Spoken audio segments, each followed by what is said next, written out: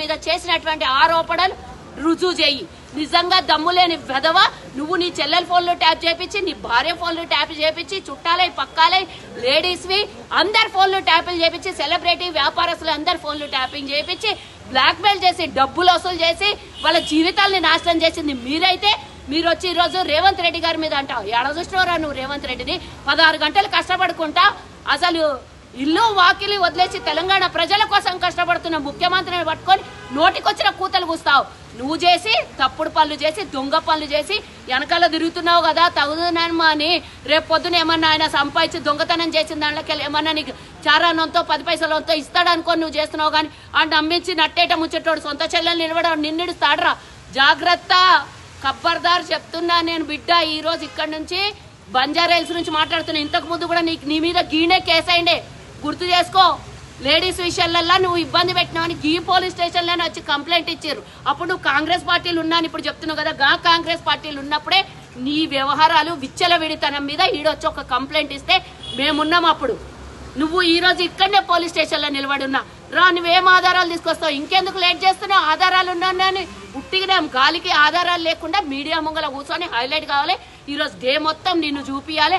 ఎందుకంటే ఢిల్లీ నడిబొడ్డున 42% రిజర్వేషన్ కోసం ఓబీసీలంతా ఏకమై దేశం మొత్తం అందరు వచ్చి ఆడ మాట్లాడుతున్నారు. అది మాట్లాడింది కనబడొద్దు రాష్ట్ర ప్రజలకి, కాంగ్రెస్ చేసిన గొప్పతనం ప్రజలకు తెలియవద్దు అని నీతో తొత్తుగాంతో ఈరోజు ప్రెస్ మీట్ పెట్టించి మాట్లాడిస్తున్నటువంటి దొంగలకు, నిన్ను అందరినీ నీ వర్గాన్నంతా దొంగల మూట అలీబాబా చాలిచ్చారు దొంగల మూటకి నేను హెచ్చరిస్తున్నా.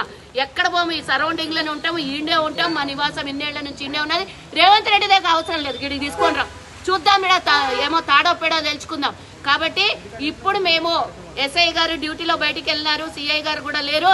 కాబట్టి మేము ఈరోజు SHOలో మేము ఇచ్చాము, కంప్లైంట్ ఇచ్చాము. ఇమీడియట్ గా వారి మీద వాళ్ళ మీద వాడు అని అంటున్నా నేను, కౌశిక్ గారి మీద.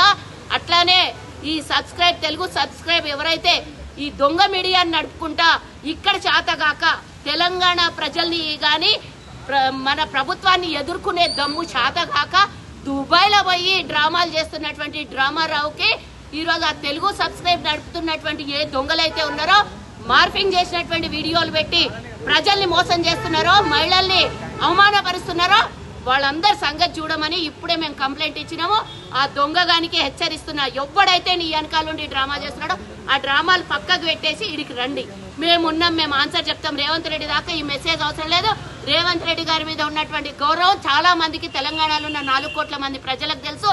తెలంగాణ సంక్షేమ పథకాలు చేస్తున్నటువంటి ముఖ్యమంత్రి గురించి అందరికీ తెలుసు. మీరు చేతగాక తెలంగాణని 10 ఏళ్లు దోసుకొని తిన్నది కాక రేవంత్ రెడ్డి గారి మీద పడ్డారు.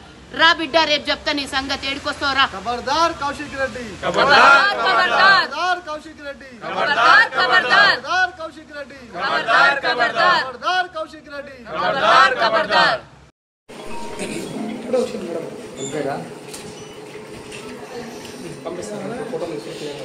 మీడియా ఏంది కదా సార్ చెప్పేసి వెళ్ళిపోయింది అవసరం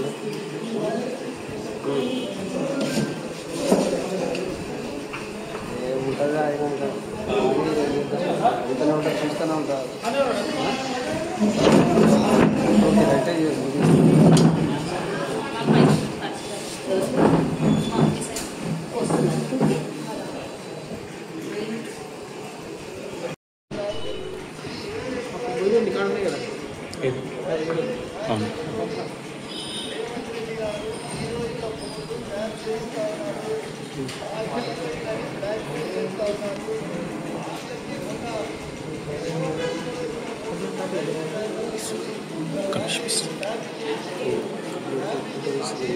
Subscribe us and press the bell icon for more interesting updates.